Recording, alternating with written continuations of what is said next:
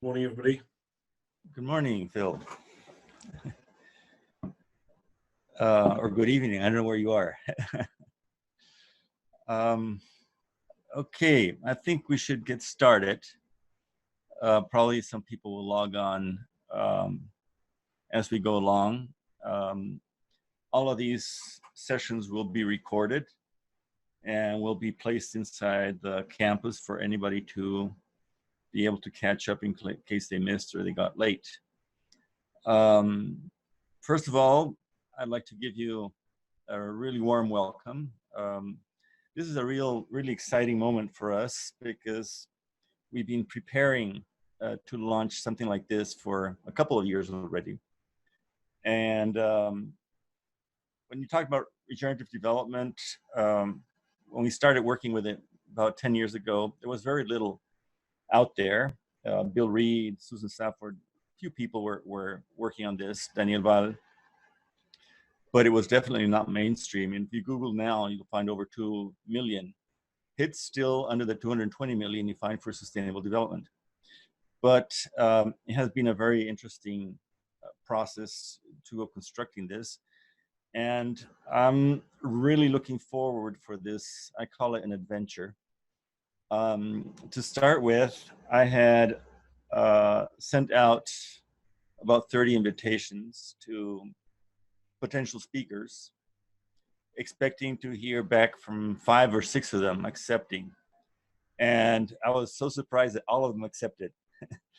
And this is a great sign. This is a sign that people are excited about it, that it's something that is attracting even well-seasoned experts around the planet. But then as we started getting the students enrolled, it got even more exciting because we currently have 52 students from 6 continents. And we want to go creating this body of knowledge of regenerative development, interacting between the speakers and especially between the participants. And looking at the backgrounds of several of you, it's amazing. And I'm really happy we have young students too, because you will have to really use the opportunity to basically develop your own career paths, which will need to be very different than the ones that we have been learning at the universities. Um, I have divided today's session, and they're all going to be 90-minute sessions. So I have divided it into a brief introduction of the program, and then just a round of comments or questions that you might have. And then the last 40 minutes, I'm going to give a very brief introductory presentation on some of our current challenges and why the need to go to holistic approaches through regenerative development. Fernanda Pia, which is with us, yes. She will be taking, yes, that's Fernanda. Fernanda is our academic assistant. You'll be interacting a lot with her because she's going to be throughout the whole program. I hope to be also attending all the webinars. Sometimes I have commitments due to my position here at the university where I can't escape, but I consider myself also a student. And we're all in a co-learning process. I think we all have to look at this as an opportunity to go co-creating solutions, to work together, to have these networks of collaboration, and basically invent the course as we go along. So I have refrained from my customary process of getting everything really structured, because I think one of the characteristics we need is flexibility. And there's where the feedback from all of you is vital, because we'll need to be able to adjust parts of the course. Maybe if somebody wants, or a group wants to go more into depth in one thing, they felt that we're not ready to move on to another unit, we can move a couple of webinars around. If we find interesting people who we want to invite to speak with us, and we can also adjust that. So the idea is to be very flexible. I do have a layout with the speakers according to the units.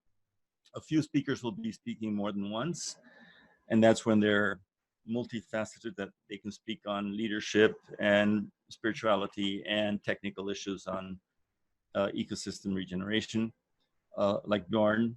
But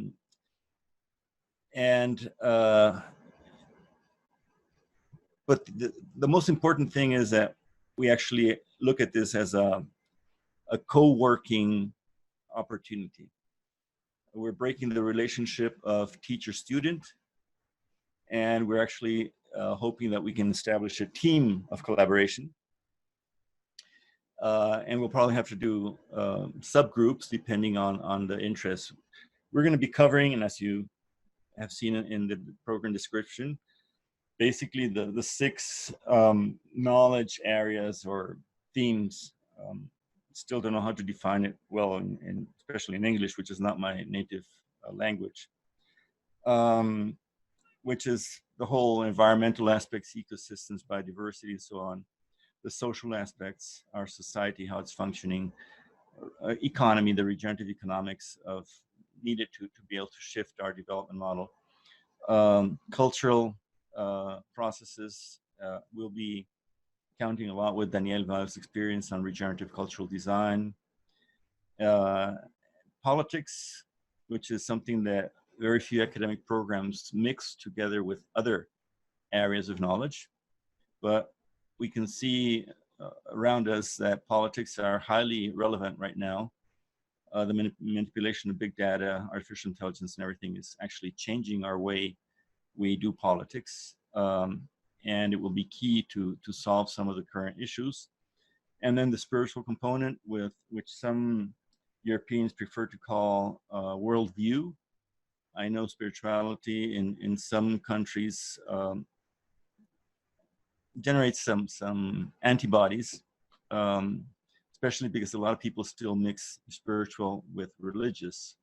So we're not going to go into anything religious, but we do want to work very intensely on the spiritual component, which I think is one of the most fundamental components if we actually want to achieve mainstream change in our degenerative model of development to a regenerative model of development. We have a team of participants that are going to be working on the systematization process of the whole program. So Fernanda is coordinating that also, but we have Federico Belloni, who's actually a teacher. He's going to be one of the speakers, but he's also volunteered to try to assist most of the webinars and help create this body of knowledge. And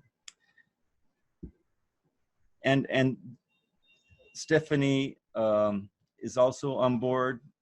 Let me see who else is here with us. Robin, and I'm missing somebody. Raya. Raya is a little bit different. I hope she joins this team for systematization, but Raya is going to be developing a platform. There she is. She wants to develop a platform to bring this type of knowledge to youth in an open way. Maria Castro, which is also here.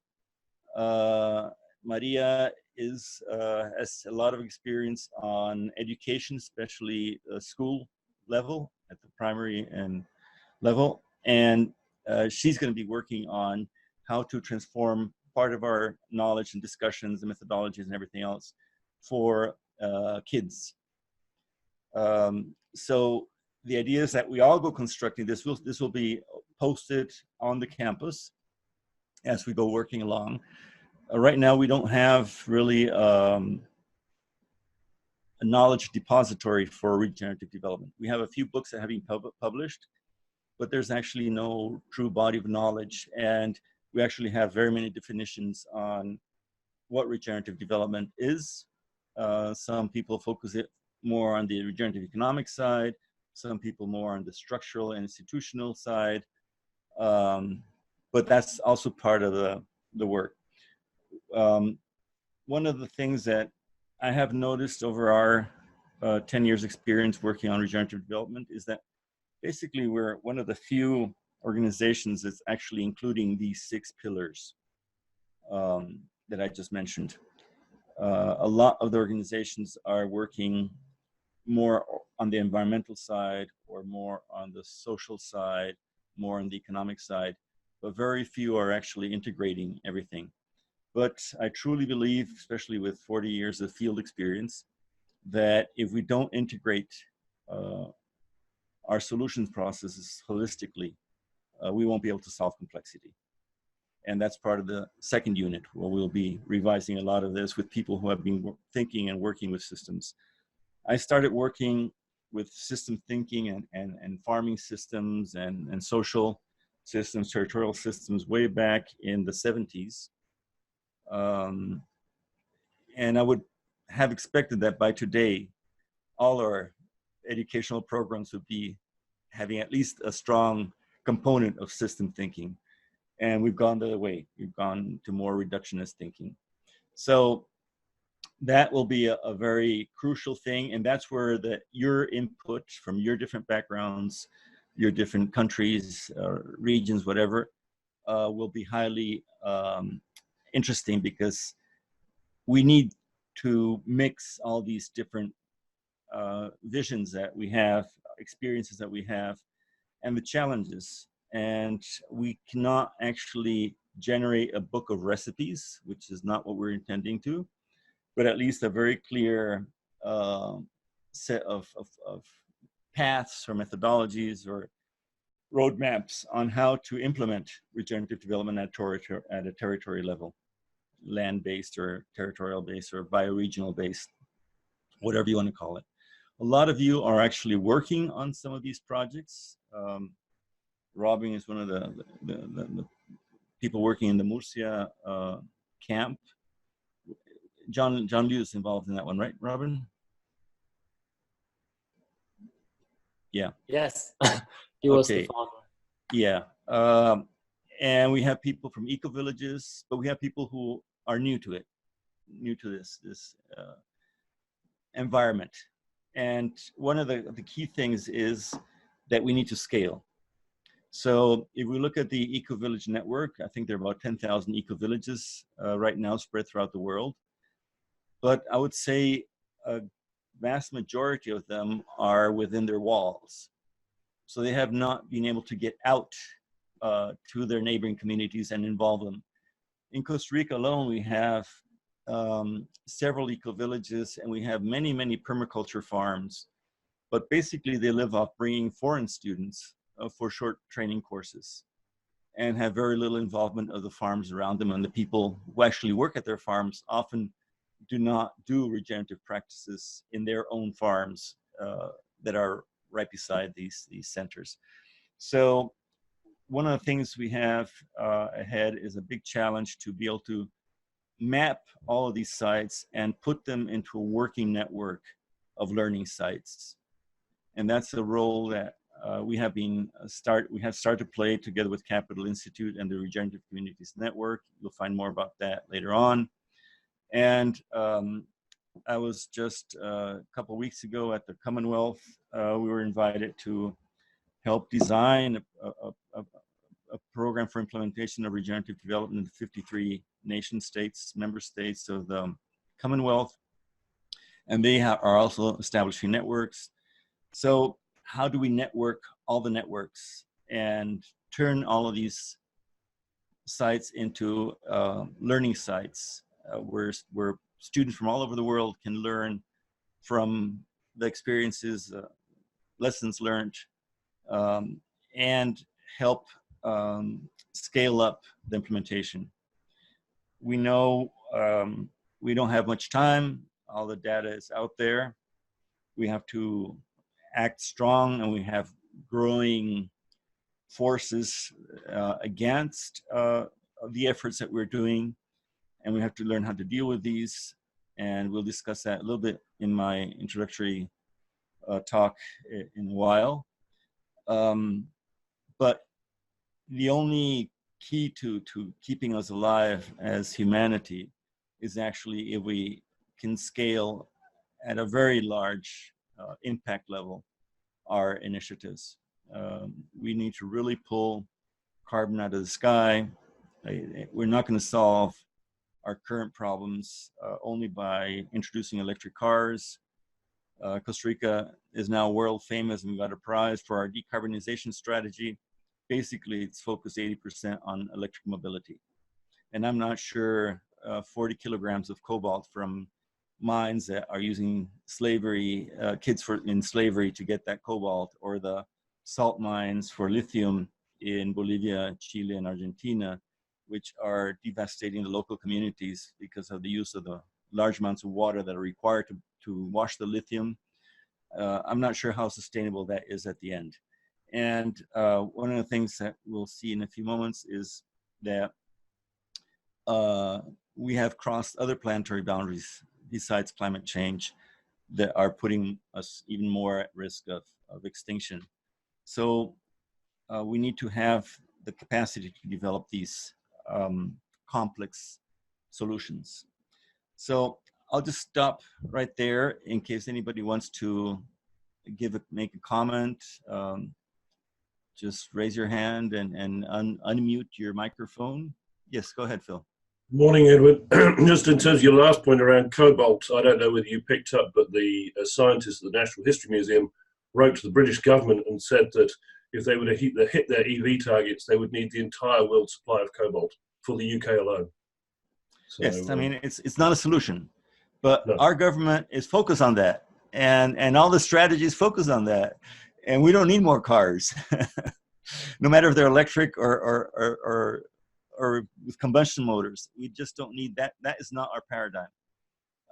But that is the slow pace of change that the green economy has promoted. And the green economy has been promoted by the United Nations as the alternative, but it's a lot of philanthropy, a lot of other business, which isn't actually sustainable on the long run. So yeah, I agree. Anybody has any comment about the methodology, what you aspire? Go ahead, just speak up. Nobody? Questions? I don't see anybody answering. Okay. Well, everybody agrees on this co-construction?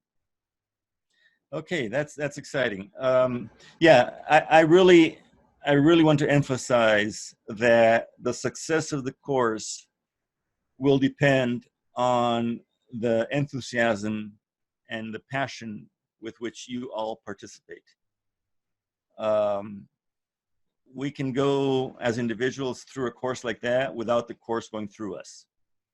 And here I want the course to go through all of us. And not only that, but that we end up with a better output than we came in. So this is not a one-way recipe type program. When I moved away from my original profession, and I was originally a veterinarian working in academic fields, one of the things that moved me away from that was exactly my feeling that I was not capable of really making change happen. And I founded the university 25 years ago to be able to implement sustainability. And we've been successful, but not quite, and especially at a scale where I wanted to get to. I think sustainability has lost track, and we lost our true opportunity over 20 years ago to achieve it. And if we look at all these efforts that are being done, sustainable development goals and so on, most of them, a lot of the efforts done are still with the same mindset. And it's the same mindset and the same tools that got us into this mess. So breaking away from them is very difficult.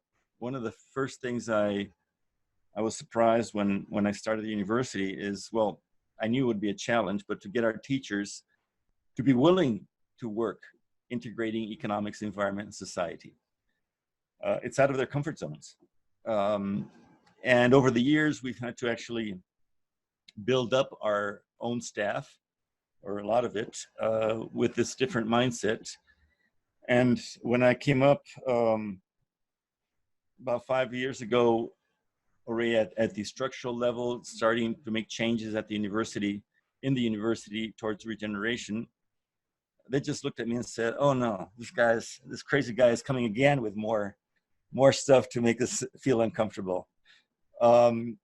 And one of the big issues has been, okay, what type of structure do we need as a university? And we've already closed one of the departments. I'm thinking of closing several departments and just having a horizontal structure that really pushes the different departments and different staff to work together. So think of your own environments, your own jobs, your own circles of influence, on how you'd have to break them in terms of breaking the regular structures that are anchoring us down and slowing change. The resistance to change is very big, especially in the academic world. A lot of our universities are still using curriculum that was developed for last century or the century before that. So that is the core that I need you guys, each of you, and gals, I have to be gender inclusive today, to bring in. We want to break these molds. We want to break these little boxes that we are educated in. We want to break the boxes of competition and go into collaboration. We want to break the knowledge management systems and to go to a co-creational process, very dynamic process of co-creating joint solutions, which will have to be very much adapted to each of the places where you live. So there's not going to be a recipe book in regenerative development. It's something that we'll have to develop very locally. And I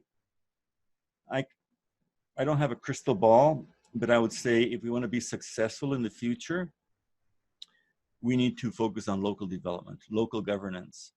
And I'm pretty sure our structure of nation states and presidents and the whole political structure, which is already failing, will end up vanishing again.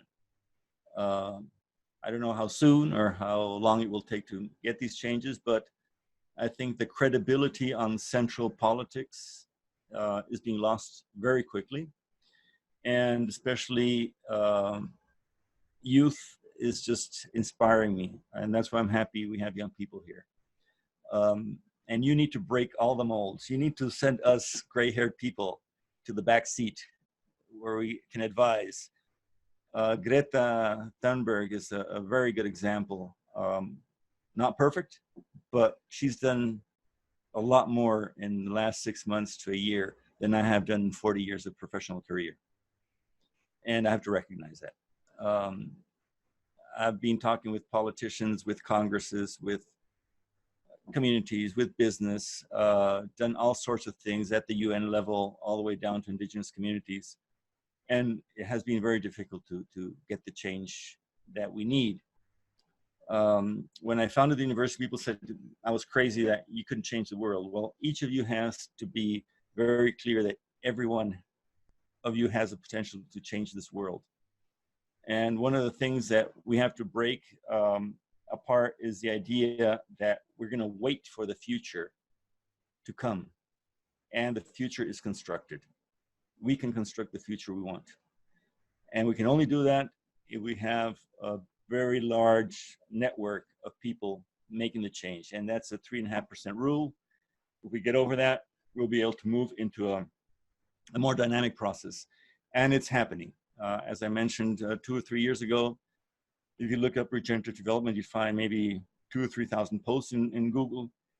Now it's over 2 million. And have a group like the Commonwealth speak of regenerative development for their 53 nation states and member states and 2.4 billion people. that's a step forward. So I'm enthusiastic about that. I'll hand it over in case anybody else wants to say something, and if not, then I'll start my short presentation just to review some of the basic concepts that I want to put on the table at this beginning of the program. Marcela, yeah, just there are too many windows, so just unmute and start speaking. You're muted, Marcela. You have to unmute there. Okay. Yeah, and I didn't think I could unmute myself.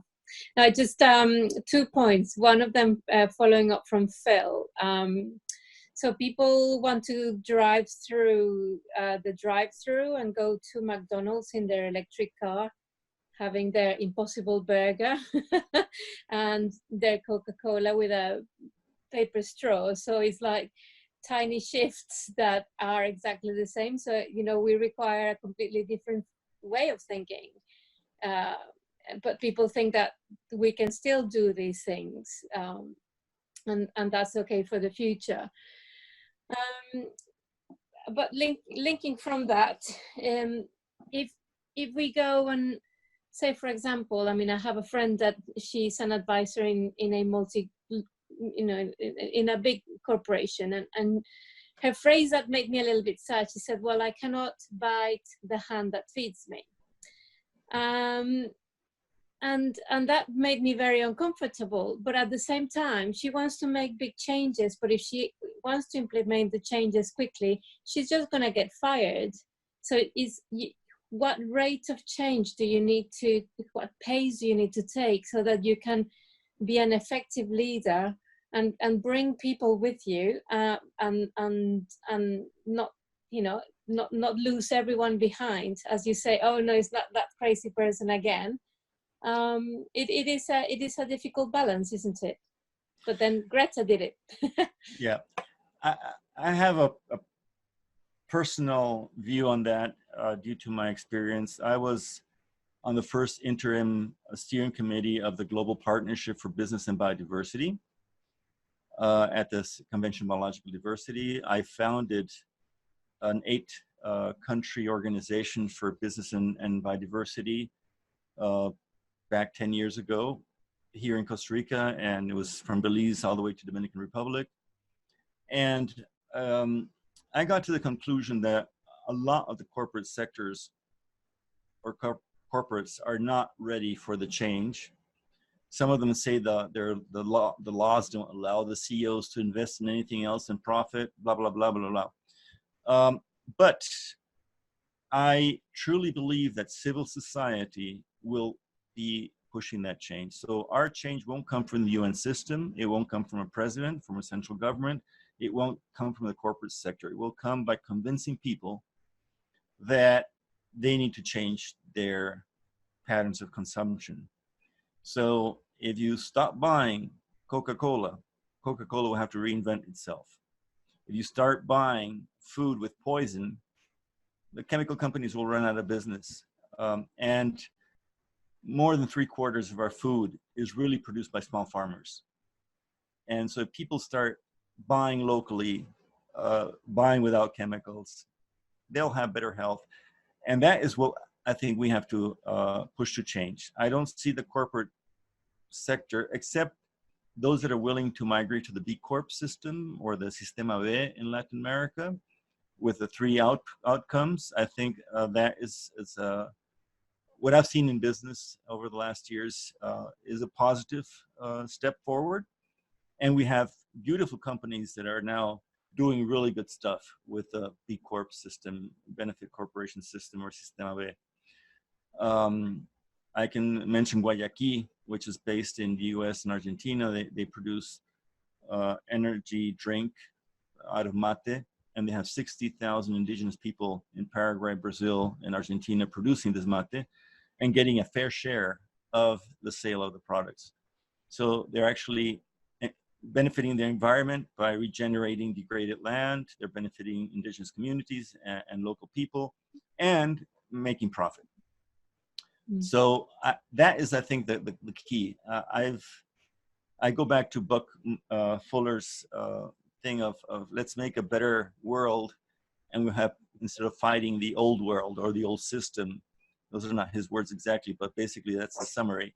So instead of trying to fight the system, let's make a better one, and we'll have people move over to that better one. Yeah. Okay. Well, I think Marcela and Esteban would like to make a comment. Esteban? Esteban? No? Okay. Yes. Yes, okay. Yes, sorry, I was finding out how this works. Yeah, Okay. I think like, well, first of all, good afternoon or evening or morning, whatever part of the world you are. Hola. Yeah, I think like what Marcela said, like remind me some of the things that I face a lot of times in my work. I work as an advisory service and something that I end up calling soil health approach on agronomy and different cropping systems. And is the reason is that we find out that people don't want to make the change. But something that I find interesting is that actually, for example, regenerative practices, I'm talking about farming specifically, when you work with composting, with carbon agriculture, really fixing carbon into the soil, the system become more efficient, more self-sustaining, and more capable to be resilient, and actually is needed.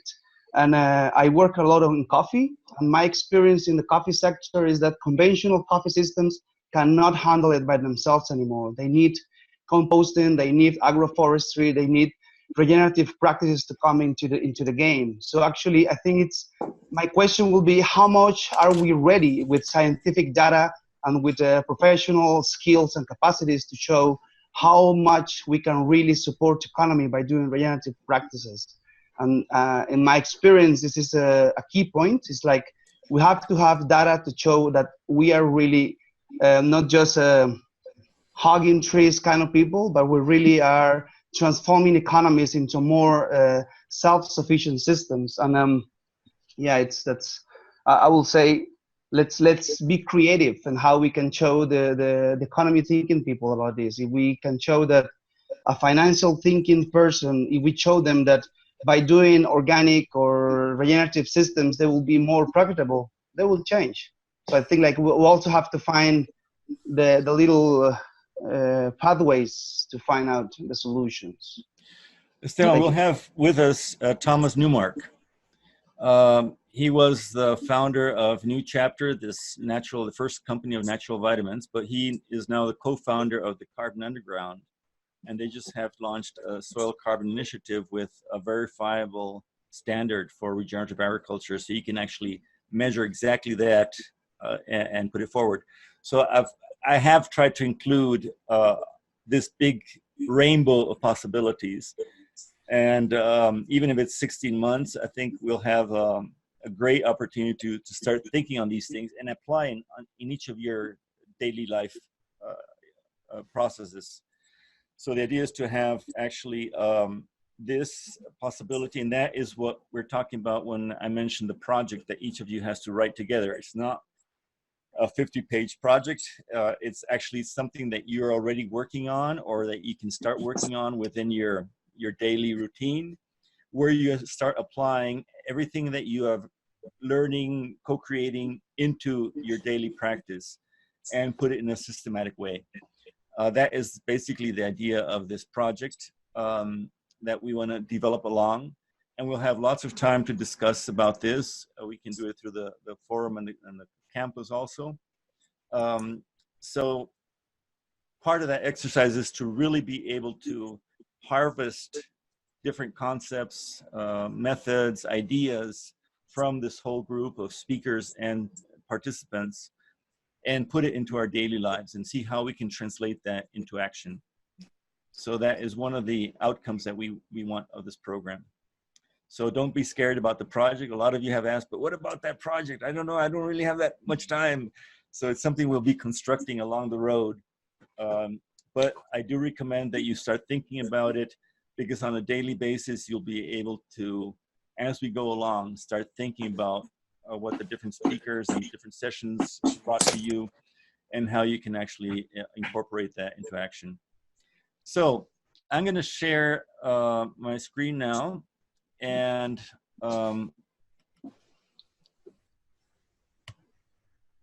give you this over. Let me see if I can get it started. I'll probably have to. Yeah, I have to. Let me see. Let me see. Want to go to slideshow? Yeah, but it doesn't give me any content, and I have to get back out. Just a sec.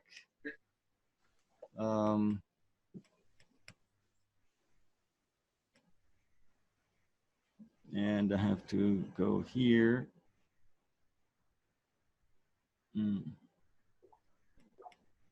I've been using this platform for a long time. Now, why doesn't it want to react? Can I ask a question whilst you solve your technical problem? Yes. So you're talking about a project. You mean that we will all be working on a project? Yes, that's in the instructions of the program. Oh, really? Yes. I missed that. I'm sorry. Yeah. I did read the stuff, but I missed that. But I've got a project. Okay, let me see. What's this? Okay. Apparently now it works. Okay. So, it was a glitch with my computer. Let me see if I can hide this. Okay. Can you all see the screen?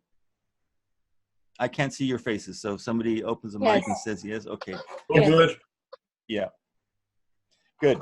So I'm just going to give a brief overview about our regenerative development strategy and why recover the safe operating space for humanity. If you have read anything about the planetary boundaries approach, it's in there. So basically, we're talking about regenerating the planet, and this is not only environment.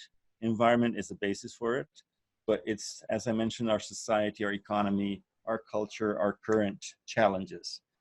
So I want to ask you a question. You all probably have thought of your dream, what you want to be doing in 20 years. I have the experience lately that with millennials, this is not easy. And the younger generations, even less. They're not really thinking on a span of 20 years. But those who have, just think of that and keep it in your brain for a moment. And then think of what are the most important things and the challenges that cannot happen or that can or that should happen in order for you to achieve the dream. So think of one or two things that are really important for you to get to your dream and keep them there. We are now right in the fourth industrial revolution, and this is the basic culprit. It's called Watson. Watson has a huge capacity to process data. If we think that our cell phones are now more powerful than our computers 20 years ago, well, Watson was at the top of the capacity for many years, and it is now being substituted with quantum computers, which are a million times more powerful. So these quantum computers, the processor operates at 6 degrees Kelvin. So way under the freezing point in order to be able to handle that data processing. And this is just the computer chip that I have in the picture. It needs a computer like Watson to access it and pass information. But this will definitely change even quicker our data processing and our data and knowledge management systems. So Watson is getting rid of call centers. Watson is getting rid of many of the professions.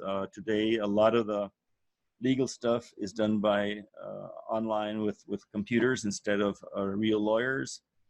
Watson has over 400 million images of cut scans, and the scanner puts your image up to Watson, and it will compare to those 400 million images and will give you a more precise diagnosis and actually treatment possibilities than any of the best experts in the world can do. And it's done in milliseconds. It's done every single day, 24 hours a day. It doesn't matter if it's Christmas night or whatever. And if we don't take care, our teachers will be substituted by robots. Those teachers that still want to teach stuff that's within Dr. Google, they're in for a surprise. And actually, if you look at the younger kids, they don't even want to learn from a teacher repeating stuff. They'll go Google it a lot quicker and look at YouTube videos to solve a lot of their daily needs. So how fast is this going? A few years ago, we had these prototypes of cars, which we thought, well, yeah, future. Then they were put out to the street and tried. And now these autonomous vehicles are actually already running in our cities. And not only that, but you can actually buy these Hoover crafts or whatever you want to call them, big drones to move around. And in a few years, we'll have all sorts of different possibilities for this. So this is already there. In terms of medicine, for example, the first treatments to reverse aging and to prolong human life for 250 years are already out there. The first treatments of genetic diseases, genetic defects in fetuses in the uterus have been applied successfully. So this is all changing the way that we operate. And many of our professions will be tremendously affected by this. So many people are still not aware of the magnitude of these challenges that will change our life. The technological part, we already had in May this year the first blockchain transaction with $400 million, which took less than a 12th of a second. And it cost only a dollar something to transfer that money, and it didn't go through any bank. If you have been in China lately, you cannot really purchase a lot with cash or credit cards. You need the WeChat, which is their WhatsApp. And of course, the state has full control of what you're spending, where you're spending, all that. So the big question is, yes, technology will help, but is it really the solution? Is it what's going to solve our challenges? I'm not too sure. I know it will help, but I don't think that we can live only with technological solutions. So much money is being put into capturing carbon with machines when we have the most efficient machine right outside the door of every single house, and sometimes even inside the house, which are the plants. So if that money would have been put into regeneration of degraded land, and we have 8 billion hectares of degraded land around the planet, we would be farther ahead than investing in these highly sophisticated technologies capable of pulling 400 parts out of a million parts of CO2 and putting them in the soil or underground or wherever they want to store it. One of the interactions between our regular life and data and information, artificial intelligence, has been this collapse of our society. We're seeing global changes that are already producing mass migrations of people. We're seeing more and more violence. We're seeing presidents being elected by manipulation of data. Trump is a very clear case of that with Cambridge Analytica, but Bolsonaro also used these tactics. Putin is supposedly influencing many of the election processes. I know the case of the mayor of Bogota, who was elected with the support of Cambridge Analytica. So we are seeing every time less transparency, and the power that these social networks are having in actually, instead of bringing people together, they're making people fight each other. And we were experiencing it in our election process a year and a half ago, where the country was really divided. And that is part of the strategy: divide, and then you'll be able to conquer. Another big question is, what is development? And I come from a German father, and I used to think that Germany was the model for development. Their social threshold here on the left with the donut economy principle that you can read on. It will be in the readings within the platform, the Moodle platform. So 100% life satisfaction, health, sanitation, income, access to energy, employment, democratic quality. But at what cost? Germany is not sustainable since before I was born. So they have gotten to their level of development because they use resources from other parts of the planet. And the cost of their social development is humongous. I mean, nitrogen, phosphorus, CO2, material footprint, it's all way past the planetary boundaries, the physical boundaries of the country. So I would say Germany is not a model for development. If we look at two Latin American countries, if we look at the global footprint, we see Chile and Costa Rica pretty much the same. Chile is 15 years behind us in surpassing the footprint to the ecological threshold, but this is only because they have a lot more land and a lot less people. In terms of model of development, we're actually more sustainable in Costa Rica than Chile. But if we look at the donut, we see the social threshold, basically the same. Chile has about twice as much inequality as we have in Costa Rica, and that's basically because they're more open to the markets. And we know that markets have concentrated the wealth in few hands.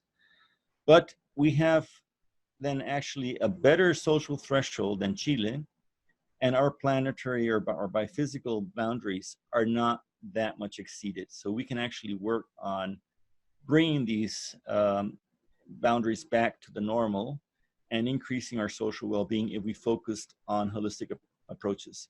So I can say, looking at these donuts, that Costa Rica is more developed than Chile or Germany because we have been able to go to a pretty good social development at a very efficient cost in terms of environment and our impacts. And if we look at the social progress index, which is supposed to be replacing the GDP in the future, we see in terms of health and wellness that Germany and Costa Rica, we're at the same level, and Chile is further down. So this again says, do we really need to have that huge footprint to get to the wellness, the well-being of society? And this is a big question to our development model. If anybody has a question, just interrupt. I cannot see your faces. I'm only seeing my screen. So unmute and ask, interrupt, whatever, make a comment. We're open to discussion. So going into the planetary boundaries approach, which is one of the readings you had for this chapter. Basically, the center for the Stockholm Resilience Center defines it as a safe operating space for humanity. It's a space within which humanity can keep on thriving. And they identified basically 12 planetary boundaries, 12 global changes that have moved us into the Anthropocene. And what that means is that our planet is not anymore changing because of geological changes, long-term geological changes. Basically, the major changes that we're observing in our planet today are caused by humans. So this is a very important point that we really have to take into consideration. Now, if you think on your dream and you think of what could affect that dream from coming true, and I give these talks all over the place, probably over, I don't know, several thousand people have heard me speak over the last couple of years. A lot of people, when I ask them, oh yeah, ozone layer or water, fresh water. And very, very few people actually have the clear idea that our biodiversity loss is going to get us out of this planet way before other things. We're already at very delicate situations with ecosystem function. Basically, over 75% of the land surface on the planet, ecosystems are not really providing the ecosystem services to keep humanity alive because of biodiversity loss. So that is important to incorporate into our decision-making process. Nitrogen and phosphorus are the second cause. They're way beyond the zone of uncertainty. We're in high risk of losing life on the planet because of fertilizers. We just finished the pre-COP here in Costa Rica, and the COP will be in Chile. Nothing was mentioned about fertilizers. Biodiversity with nature-based solutions already is in the discussion, not in the work agenda or agreement agenda. But phosphorus and nitrogen, no. The biochemical companies have really been clever to keep under the radar with that impact. Land use Eduardo, change, yes. can I ask? I heard somewhere that back in the 80s or mid 80s, early 90s, the scientists kind of got together and made the decision that, yeah, that we were in trouble in different areas, but they were going to concentrate on looking at climate change, and that was supposed to be kind of to grab people's attention. They decided not to look at biodiversity. Instead, they made a decision to focus on one issue. Is this true? And No. if so, why? No, the Rio Conventions are three: desertification, biodiversity, and climate. Mm-hmm. And the Biodiversity Convention has been meeting every 2 years. It started very, very highly in the 90s. It was actually more important than the UNFCCC. But then countries shifted. And basically because biodiversity is, again, complex, and it would require massive changes in industry, whereas climate still requires massive changes, but they're easier to achieve. Actually, you can actually make our industries more efficient with technological approaches to regenerate biodiversity or keep biodiversity alive. It implies a high level of complexity. So I think it's the inability of scientists, especially scientists, to work across different fields, the transdisciplinary approaches. So no, I would say no. It's not a question of a conscious decision. But and why have nitrogen and phosphorus not been in the conversation? Like the soil degradation is a massive issue, and nobody's talking about it either, which is part of this. One, scientists are worried with publications in peer-reviewed journals, which nobody reads, especially not developing countries. We have to pay $35 or $40 to read a paper. So it is not the responsibility of scientists to get their knowledge into decision-making processes. I'm in the Scientific Council for Climate Change in the country. It's called the 4C. We're advising the state, the government, Congress on climate change issues. One of the members is a scientist, soil scientist, and she did not allow us to present something which you did present as a university in the pre-COP regarding soil and carbon sequestration, pulling carbon from the sky and putting it into the soil, because she said there was still a lot of scientific debate on how much carbon you can capture. So, and then she said, well, and on top of that, I don't want to be used by the government as a show material in this meeting. So I'm not going. So isn't that her job? I'm talking seriously. I'm talking seriously. Oh. And this is something I've experienced in a lot of years that I was actually even a negotiator for Costa Rican for IUCN at the conventions. So no, it's not a joke. So moving forward, climate change is now in 4th place. It's growing quickly, but it's still not the most important. Now, one thing, and this is the paper that just came out about 2 years ago, and it still hasn't had the impact that is needed. 80% of global change, not climate change, 80% of global change is due to agriculture. So we need to tackle agriculture if we want to save our lives. It's not only transportation, it's the amount of damage that our current agriculture is doing. This is a work on Campbell. These PowerPoint presentations, which will be uploaded to a drive, you can download them and study them later on with more detail. And there's a link for this paper. We know that right now we're consuming more than we have. If we look at the planet as capital and we put it into a savings account, if we live off the interest, it would be sustainable. Right now, we're consuming the interest by July 29th this year. And the rest of the year, we're consuming capital. So it means next year we'll have less interest and less capital. And getting to the science, this is the best scientifically documented planetary extinction. We know very well that we are in a big mess. We know why. We know the solutions, but nothing happens. We're not using the information and the knowledge to make decisions. And I guess one of the main things we left out is transforming all of this into wisdom. Very few people, even students now, don't sit down to meditate, to be mindful, to incorporate this into changing patterns of behavior. Our universities are not using wisdom. They're more about data management and lots of information, but very little is actually transformed into something that our elders always used to work with, which was wisdom.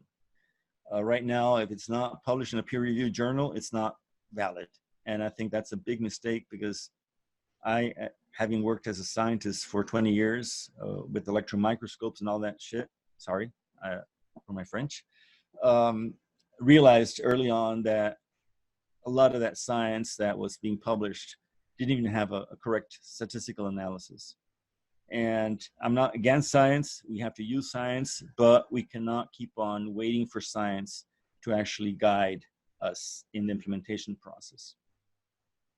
If we look at Wikipedia, wisdom, that first part, using knowledge, experience, and understanding, common sense, and insight, that is okay. It's managed by universities.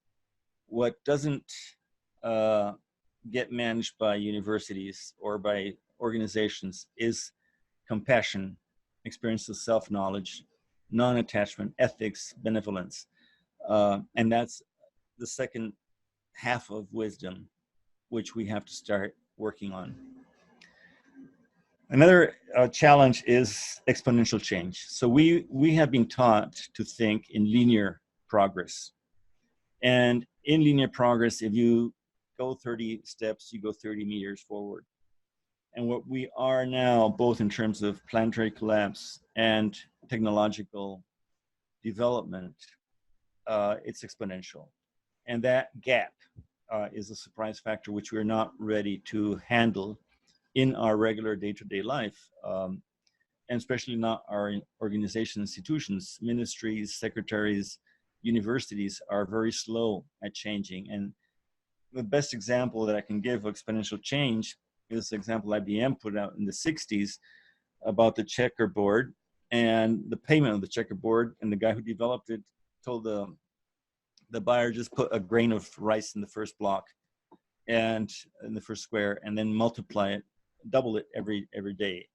And very few people actually realize that by the end of this checkerboard, it's 4,000 tons, 4 million tons of rice. And that is exponential, and we're not ready to think exponentially. So this reductionist approach actually is our biggest handicap to solving complex issues like global change, climate change, poverty even. And it comes from a long way back to the Greeks. The fact that one answer, one hypothesis had to be elaborated. The idea of the physics that said that mind was separate from nature and we should control nature. Even the fact that everything was done by physical laws and not by biological, social, emotional, and other things that Eastern, a lot of the Eastern cultures and indigenous cultures are using very powerfully now to make their changes and adapt. So what I'm saying is everything is plotted out. I mean, scientifically, we know exactly, and everything's mapped out. We can follow everything that we are doing, but we're still not solving our issues. So what got us to this point? What got us to move away from nature? We depended on nature for all our existence until 200 years ago. We couldn't live without being close to nature and using nature and working with nature. And we have more and more information of collapse of this nature. And we have not realized that if this nature stops working, we're out. And it's not anymore something only scientists have. It's all over social media, it's all over newspapers, all over TV, that our planet is collapsing. The last report that came out this year, a lot of people were shocked by 1 million species disappearing. And yes, it's shocking, 1 million species disappearing. But again, that's a reductionist approach. The complex part is that biodiversity loss is stopping nature from functioning. And yes, it's millions of species disappearing. Amphibians are the first ones to leave the planet, corals also. But the fact is that it's the biomass, it's the functioning of ecosystems what is critical. So it's not the polar bear disappearing, it's the role the polar bear played in ecosystems. It's the role of sharks. If you want to be able to keep any marine system living, especially reef systems, the shark has to be there. If the shark is not there, the reefs won't survive, because the shark eats the carnivorous fish and they eat the vegetarian fish. And if the shark is gone, the carnivorous fish grow in population, they overeat the herbivorous fish, and then nobody's grazing the algae and it overgrows the coral. So this complexity is what we've missed. And basically, this report says, look, it's bad all over the place. I mean, biomass of species abundance fallen by 82% in case of mammals. How can you keep ecosystem functioning when the components are not there? But the Western society takes a complex system and studies the components literally to death. They can dissect them to death, and they think they understand the system. If you look at indigenous people, the system is interactions. It's not about the components, it's about the interactions. But we're unable to look at interactions because our departments, our universities, our institutions, our ministries are in little boxes, in silos. And there's very little interaction between them. So if we want to have success in reversing our current situation, we need to work on the interactions and more than the components. Another key issue is many years ago, we made the mistake as academics on environmental education to tell people we had to take care of nature. Nature takes care of itself. And planting a tree and recycling a bottle is not even close to enough. What we had to teach people was that we depend on nature. And if nature does not function, we do not function. So this is a critical point that we have to reverse. Yes, recycling a bottle is beautiful. Planting a tree, a lot of them die, is also beautiful and necessary. We can plant 10 billion trees. Of course, we'll do something. But if we want long-term solutions and bring life back to the planet, it is not planting a forest with one species of trees, or it's actually allowing nature to regenerate itself. And that's a lot what the basis of nature-based solutions that even Greta talked about at the New York meeting a couple weeks ago is the basis of this, allowing nature to thrive and helping nature recover. If we look at climate change, everybody thought, well, yeah, we achieved the Paris Agreement. And I think we achieved it not only because a Costa Rican was the one who was running the meeting, Cristiana Figueres, but the biggest step forward was that countries agreed that they were responsible, and they committed, at least on paper, that they had to reduce emissions. Now, after the Paris meeting finished, we're still, at that time, we're still at the red line facing collapse. So what was promised in the agreement was not enough. And actually, if we look at the amount of emissions every year, we can see that all the way to Paris, we already got to a point where the atmosphere is not stable anymore. At least the planet is not stable because we're over the 400 parts per million. We should actually be under 350 parts per million, according to scientists like Jim Hansen. So Paris was the last time any of us could breathe in a normal atmosphere. And actually, if you look at the graph, after the Paris meeting, we jumped. and we broke record last year with increase of emissions. So like people said, oh, we got to an agreement, and now let's party on. So the only thing that really reduced emissions was the global crisis. So we can see that emissions are very closely related to our economic model. And that economic model based on markets, based on consumption, is something that we have to change drastically. I say it all the time, and I get a lot of bad reactions when I say what we need is a huge global crisis that can bring our emissions significantly down. So in any language, we know that we are getting to runaway climate change. The last reports that if we don't do anything by 2020, and 2020 sounded far away 2 years ago. Well, we're only 3 months away. I'm sorry for the Spanish. I didn't translate this one. What scenarios would you use in your own life? So if the doctor told you you had cancer and you were going to live 3 months to a year, would you plan those 5 places you want to still go visit after the 3 months or starting next week? So that's something we have to think about. How much time are we willing to give ourselves to start acting? Are we going to do it slowly? Are we going to take our time, or are we going to act? And a lot of the worst case scenarios are the ones that are most accurate.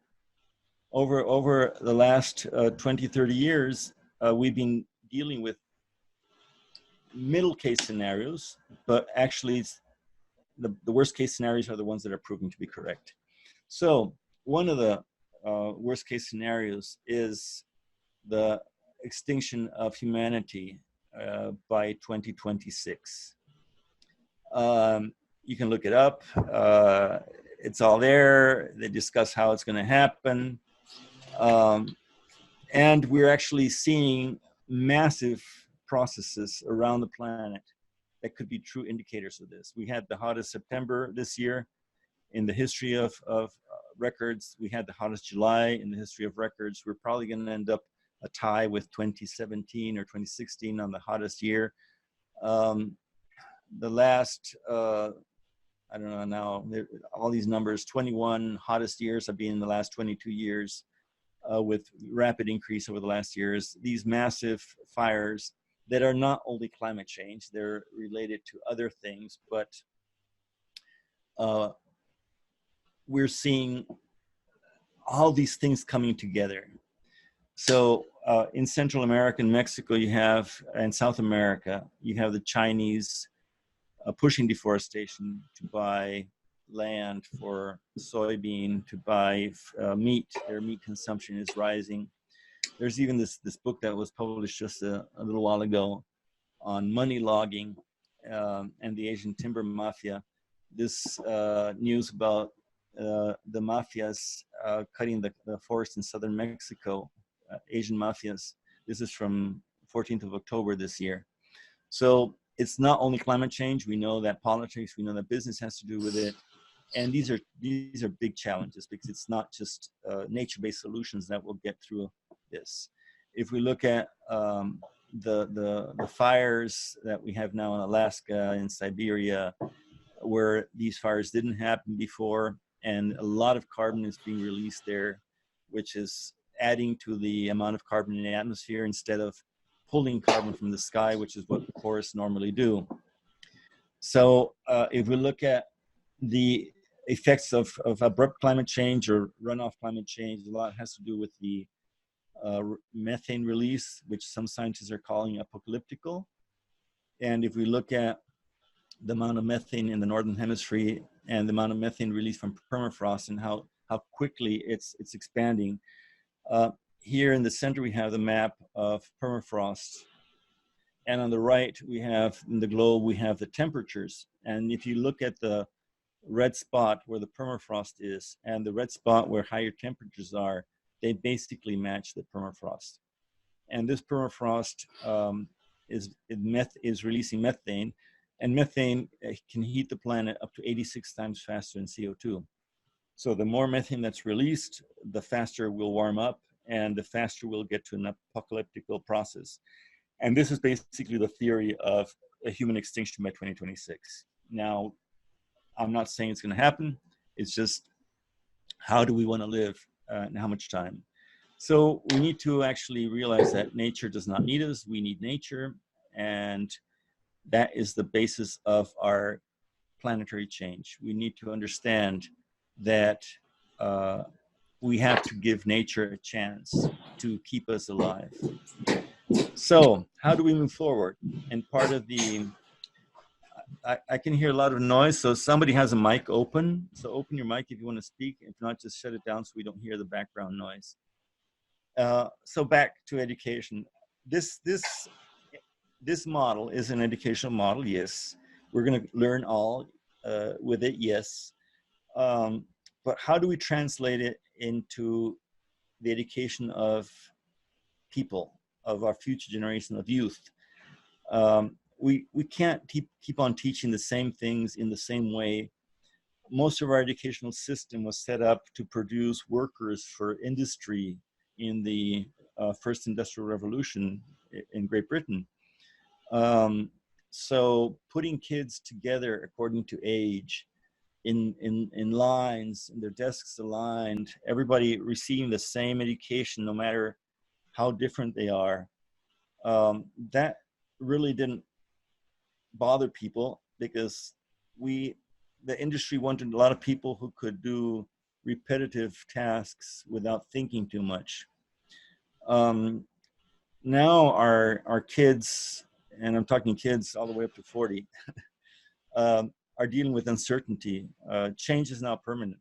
The ecosystem approach, which was approved about 20 years ago, and which our countries were supposed to incorporate in decision making, principle number 9 says change is permanent. And yes, change is permanent. And it's not only permanent, but it's with disruption now. Things are not working the way they used to be.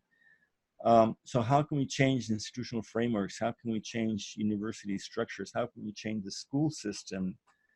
How can we deal with the unrest that our population is confronting and that youth is confronting? We're already seeing the damage that is doing to kids that are aware of maybe not having a future, and how that changes their whole life systems. We need to redesign our education from competition, which is the traditional MBA model, to co-creation, which is what we're trying to do here. And this has to be done with passion, with spirituality, with really creativity, mindfulness. And I hope we achieve this with a certificate program. So one thing which I always tell youth when I speak with them, look, don't get sad, don't get frustrated, because we have been taught that we have to sit down and expect the future to come. What we have to wake up to is the idea that the future is constructed, and it's constructed by us.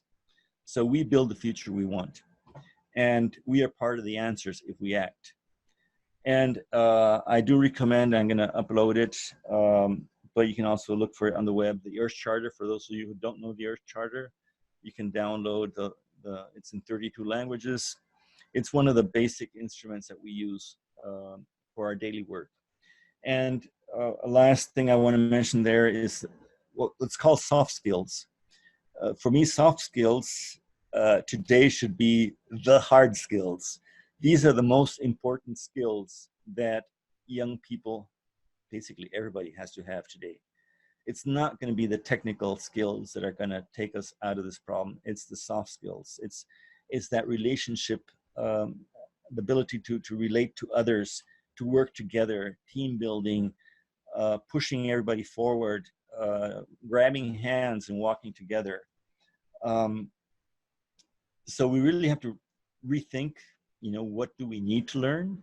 Do we need to still memorize the periodic table and know all the elements, which we were forced to do, memorize that, which is ridiculous? How do we learn? Is it a teacher sitting in front vomiting stuff and having the students write down and memorize it? Kids are asking, why do we have to learn? Greta says, why do I have to be in school if there's no future after I finish school? So where do we learn? Is the classroom still viable? I really don't think so. I have a young son, he's 7. I had to pull him out of the German school, which is one of the best academic schools in the country, because they were destroying him.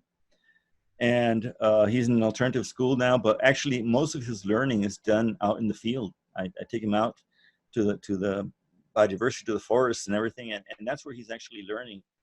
So the last thing is, how do we measure what we learn?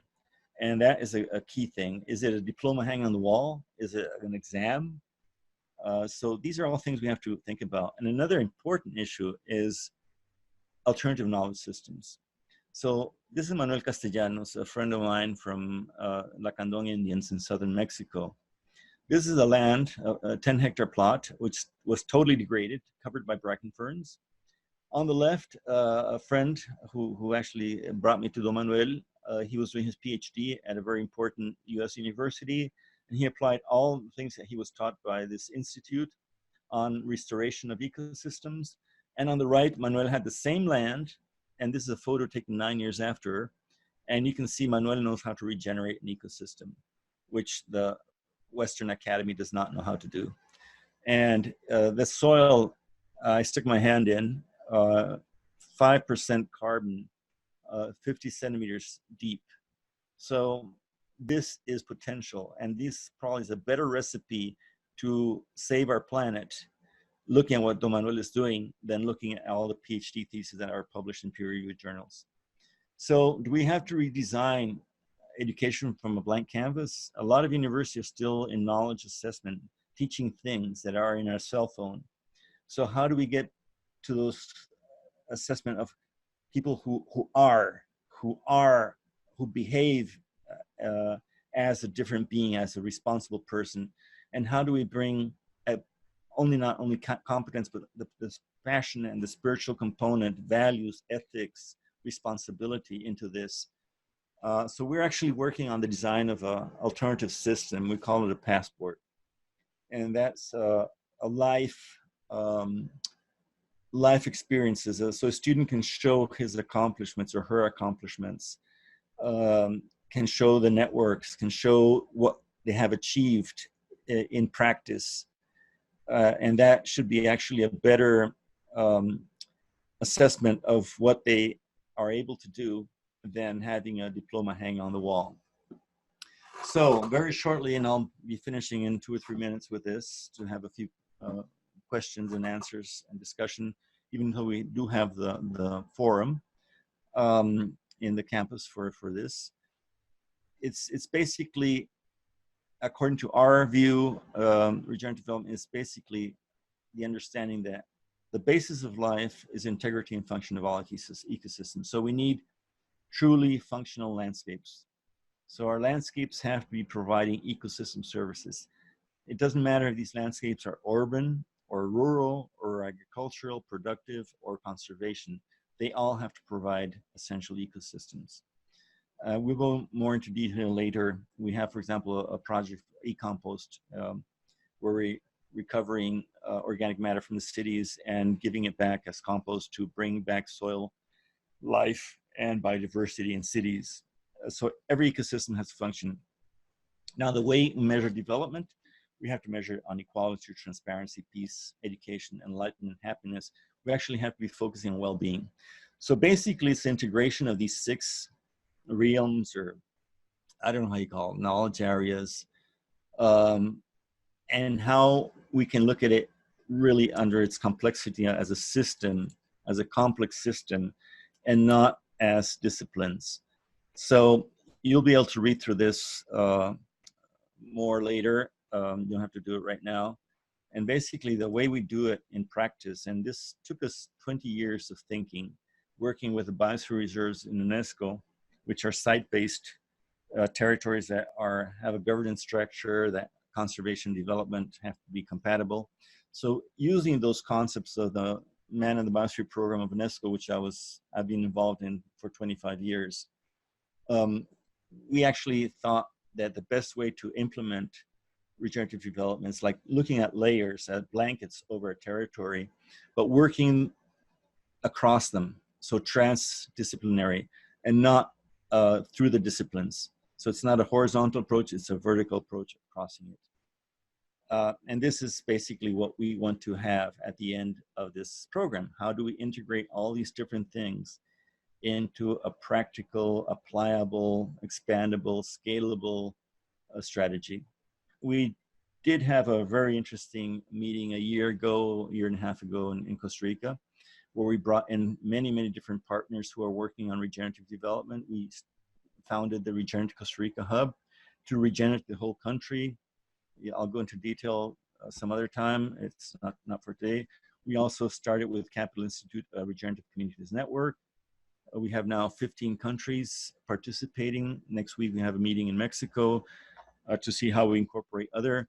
And these are territories that are good examples of regeneration and that we're networking to have this network of learning sites. And then the university will be basically giving the backing on the whole educational structure, but students will be able to choose wherever they want to go and apply regeneration. So basically that is it. We need to see how we can make a swarm of people to introduce change. So this was a very brief introduction. We still have about 7-8 minutes in case somebody wants to make a comment. Otherwise, the forum is always open for that. Hi, Edward. I'm Karina. I just wanted to ask, which is the suggested way to start? I mean, I feel really frustrated, like with the recycling program here in the condo where I live, like small things, but which is like the best way to begin? I mean, in our own place, with a community association, colleagues. I always give the same answer since about 20 years ago, and it is everything adds. So sometimes we try to do the biggest, we don't get very far. If we start small, let's do the following. Think large, think big, think global. Start small and scale quickly. Replicate quickly. That is my answer. So yes, let's just think big, because we have to think big. If we think we're not capable of changing our future, if I see all these young faces here and I say, forget it, you don't have a future, in 2026 we're already collapsed, that is not going to solve absolutely anything. If I tell everybody, look, we have to get rid of the whole corporate sector in 5 years and change our behavior, that is also almost utopia. So let's start with what we have and just replicate it. And as we go along, look for similar, and that's exactly what we're trying to do with these networks. Look for similar initiatives. There's so many isolated initiatives. We have probably about 50 permaculture farms in Costa Rica. They do not work together. They do not communicate. They do not exchange experiences. We're not going to move forward with that focus. So we need to really get together and communicate and see who needs help, give our suggestions, give our input. And that is what it's about. We need to get massive change. We don't have another 20 years or even 15 years to do this. But I'm totally convinced that we're capable of doing it. I mean, I feel obliged because my 7-year-old kid, I have to give him a future. And it's something that we all have to be convinced that we can do. Nobody has less or more opportunities. It's just how much passion we put behind it to start making these changes happen.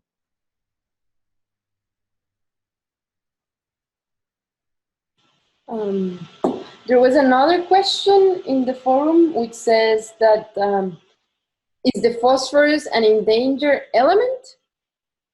I don't know. No. The thing is, well, we are getting to planetary limits of phosphor that is still deposited in the ground. So in the future, there will be less phosphor for fertilizers. But phosphor and nitrogen, they are both put in large quantities that the environment cannot manage. And actually, as most chemicals, even the pesticides that are applied or herbicides that are applied, whatever, only a small portion actually end up in the plant that we're trying to treat. So you apply fertilizers in a field, you're applying them on the field. You're applying them in an ecosystem. The plant will probably take between 5 and 20 or 30%, if you're lucky, of that fertilizer and use it in the plant. The rest is leached out to the environment. And fertilizers are fertilizers. So if fertilizers fall into fresh water, into a lake, or into the ocean, they fertilize. So what you have in the ocean is you have a boom of algae that grow because they're being fertilized. And that algae consumes oxygen, and that creates the marine dead zones. So you have fish swimming, which are perfectly healthy, and they get into an area, and some of these areas are 200 square kilometers big. So there's no oxygen in these areas, and we have over 400 in the last report I saw about 3 or 4 years ago. So let's say we're probably about 1,000 of these ocean dead zones, marine dead zones. Hypoxia, anoxia, those are scientific terms behind it. So these fish wash up on the beaches, and we've all seen that happening. Fish, octopus, squids washing up by tons on the beaches, and you look at them, they're healthy. They basically ran out of oxygen because of fertilizers. So one of the tools we used about 25 years ago was ecological economics. It's still there. I'm not using it as much as before, but they're calling it, or the economists called it internalizing externalities. So externalities are those side effects, collaterals. With the military call them collaterals. If you look at the impact of fertilizers, and you have the company that's selling the fertilizers pay for the damage in the oceans, it wouldn't be a business. So what the Aichi targets and the conventional biological diversity set out 10 years ago, and next year will be the revision of the strategic framework for biodiversity conservation. Basically, one of them said that biodiversity had to be included in the economic systems, in the business plans of countries, of corporations, and so on, and the true value of biodiversity put into the accounting system. So if you measure the death of ecosystems and try to put a value on that and have the companies that are causing that death pay for it, it's not a business. Anybody else? I see too many depressed faces. Be happy. We're going to solve this. I have a personal question for you. Do you mind if I ask you something personal? Please go ahead. Yeah, I'm curious. You said you made like this shift from being a veterinarian towards something completely different. What experience and what feelings came along with that? Like, why? All of them that you can imagine. I took the decision within 2.5 hours. And I resigned not only to my job, but to all the consultancy firms I worked for, to all my friends, which I had teamworks. At that time, I was one of the 4 andrologists globally. And that is working on male fertility in cattle, in zebu cattle. And I was one of the 4 people doing this globally. And I was preparing the opening speech of the 9th World Reproduction Congress, which was going to be in Australia, Northern Australia. And they had given me the opening plenary. And I just said, this is so frustrating. I'm speaking to a few people, and I'm not going to save the world by this. So within 2.5 hours, I had changed my life. So don't do it like that. Well, millennials are doing that now. Millennials are capable of doing that. At that time, it was a little bit more difficult. And of course, you have anxiety and everything. But the thing is, no matter what you study, no matter what you do, if you're passionate about somebody, I talk with lots of kids at university, and I ask them, who is passionate about studying what you're studying? And only 2 or 3 raise their hand. It's amazing. And I tell the rest, get up and go. You know, you'll be happier cleaning streets if that's your passion, and you'll get further, and you'll be the boss of all the street cleaners if you're passionate about cleaning streets. But don't waste your time studying to be a lawyer or to be a doctor if that's not your passion. You're not going to succeed. So just follow your gut feelings and do it. It has been difficult. It's still not, I mean, 25 years into the university, we're still not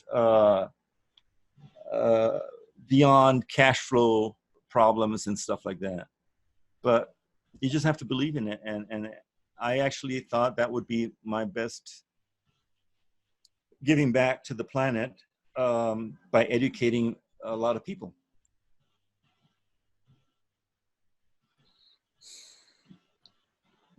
Yeah, I thank would- you. Phil.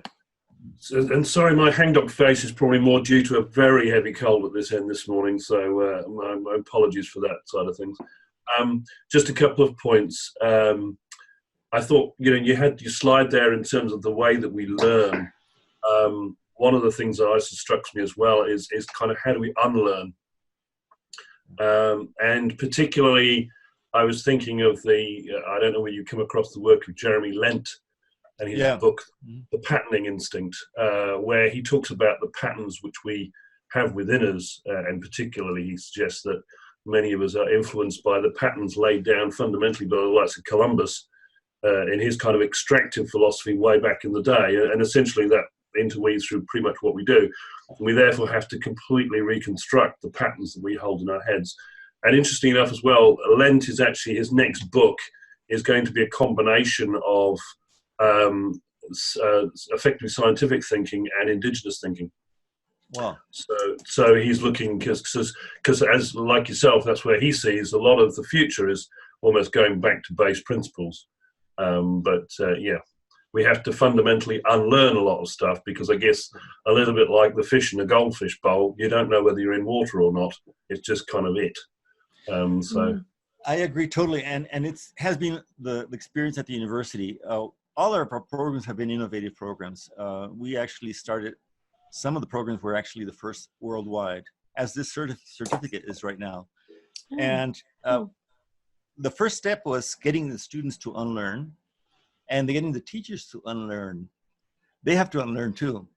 And it's more difficult to get them to unlearn than to teach them new stuff.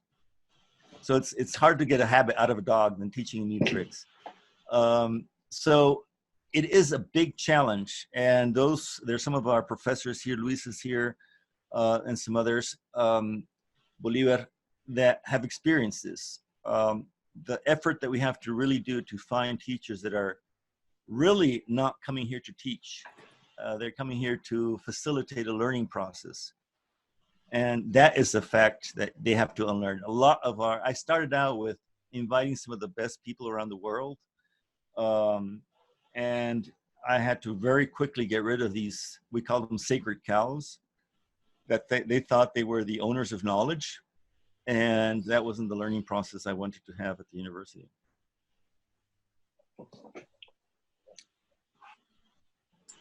I see a question here that why methane is not in the donut.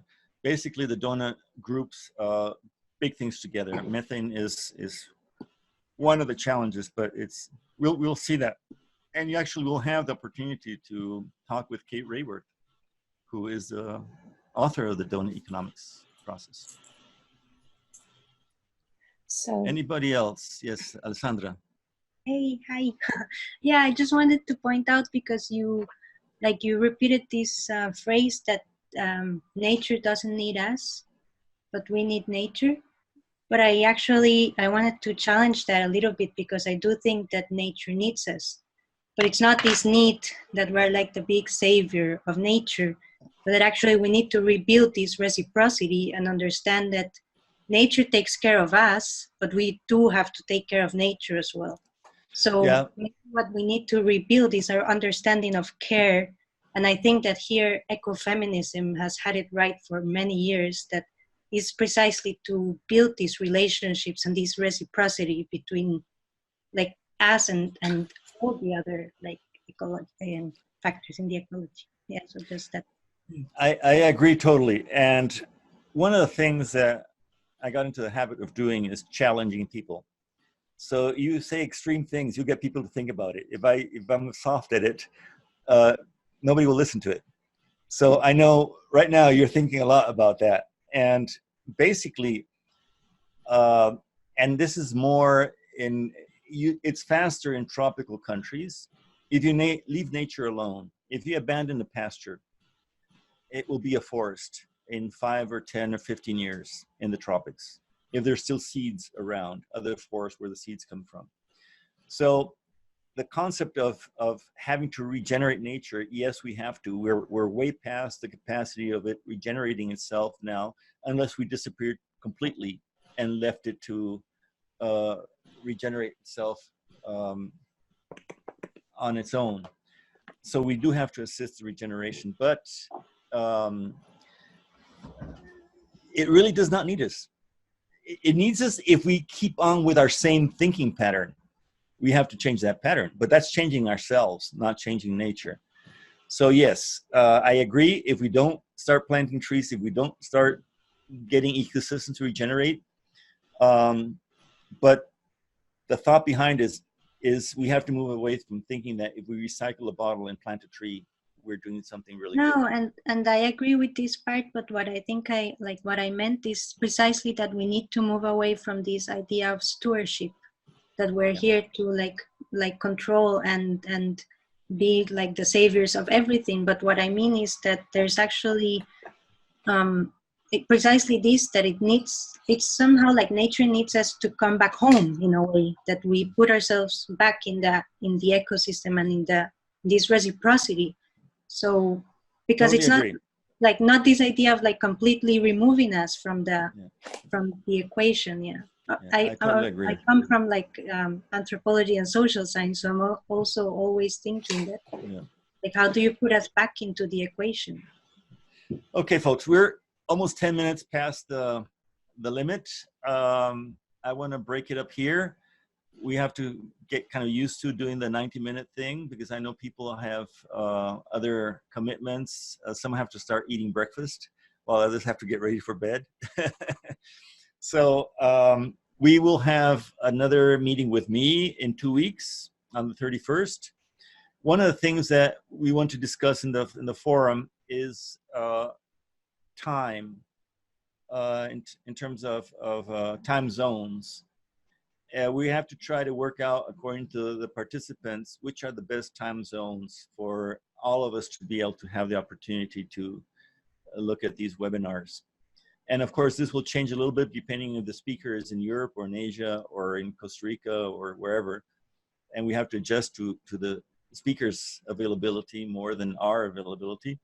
But one of the things I want to have discussions on, but for the next in 2 weeks on Thursday, it will be at the same time.